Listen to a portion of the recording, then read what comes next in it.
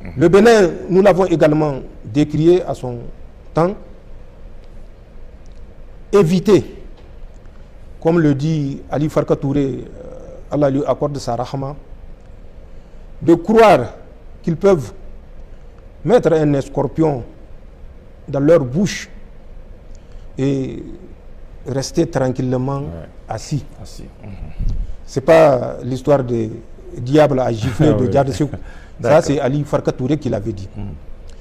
Nous avons averti le Bénin. Si nous nous sommes débarrassés des Français, ce n'est ni par haine, ni par vengeance, même s'il y a de quoi. C'est parce que la présence des troupes françaises sur notre territoire ne peut être que dommageable à l'intérêt national de notre pays.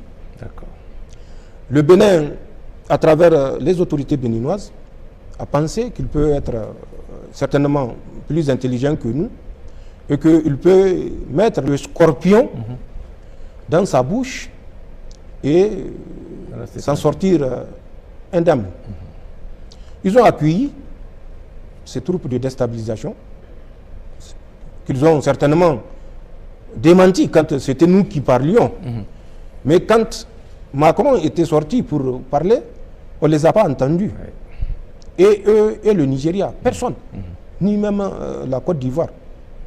Pourtant, quand j'avais annoncé le 25, tous étaient montés sur leurs chevaux, puisque c'est un frère africain qui dit une vérité qu'il va falloir par tous les moyens démentir au lieu de chercher à savoir les fondements de ce que nous avançons. Le Bénin a continué à démentir. Et d'ailleurs, même après l'intervention de Macron, le Bénin n'a jamais jusqu'ici reconnu qu'il y a ces forces de déstabilisation sur son territoire. Le Bénin a fait mieux. Il a continué à collaborer et renforcer sa coopération. Ça, c'est la décision d'un État souverain. Mais quand on pose un acte, qu'on assume les conséquences de l'acte qu'on pose. Nous avions averti le Bénin bénéficiant d'un contrat de non-agression entre eux et les supplétifs, les troupes auxiliaires néocolonialistes, qui courait jusqu'au 31 décembre de l'année 2024.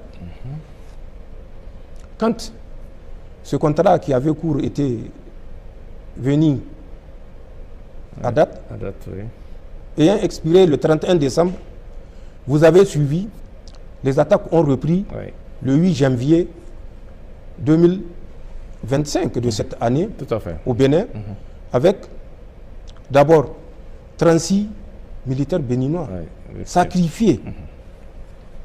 Par la suite, d'autres attaques ont suivi. Attaques suite auxquelles le Bénin, ou particulièrement Patrice Talon, nous a accusés d'être laxistes vis-à-vis de ces terroristes. Que c'est des terroristes que nous laissons passer, comme à travers un passoire, pour aller les attaquer. Que c'est les États de la Confédération qui sont incapables. Ça, ce sont ses propres termes. Des attaques se sont multipliées, avec la plus dramatique, où au grand jour, le jeu des Français était apparu. C'est du matériel d'un bataillon qui ont été mis sur la position d'un petit peloton. Un peloton à peine une cinquantaine d'hommes. C'est du matériel de plus de 400 hommes qui ont été retrouvés sur ces positions-là. Ne serait-ce que ce que eux, les terroristes, ont montré comme ce qu'ils appellent butin après l'attaque dans le nord Bénin. Puisque après cette attaque, le Bénin s'est totalement retiré et des États de l'AES qui laissent le boulevard, c'est devenu le Bénin qui laisse le territoire entre les mains de ces terroristes. Mais c'était un jeu de compensation, car comme je l'ai dit, quand les Béninois s'étaient retirés avec le motif, entre parenthèses, de s'offrir une profondeur stratégique, c'est-à-dire une profondeur qui permettra de voir l'ennemi venir, de le traiter jusqu'à son dernier retranchement. Oui. Alors que ce retranchement-là, c'est un retranchement que nous-mêmes nous lui avons accordé à travers les conseils éclairés, bien sûr, de celui qu'on connaît. Donc, c'est ce qui se passe. Et c'est ça le motif du redéploiement de 350 combattants de ISWAP dans le nord Bénin, qui sont présentement dans le nord Bénin et qui occupent toutes les positions abandonnées par le nord Bénin avec le fallacieux prétexte de s'offrir une profondeur stratégique. Mais il ne faut pas abuser et utiliser les termes comme des perroquets. Pour qu'un pays puisse s'offrir une profondeur stratégique, il faut que ce pays-là soit capable de s'assurer physiquement cette profondeur stratégique. Les Français qui sont les maîtres de ces Béninois-là, ou en tout cas de talons, que les Béninois m'en excusent, les Français n'ont pas de profondeur stratégique. Remontons à la Deuxième Guerre mondiale, juste la Deuxième Guerre mondiale. En combien de jours les troupes allemandes ont marché sur Paris, à travers les Ardennes, la fameuse ligne Maginot? Les Français n'ont pas de profondeur stratégique. La profondeur stratégique ne peut pas être conseillée dans le cas précis du Bénin. Bénin. Il faut que les gens se réveillent.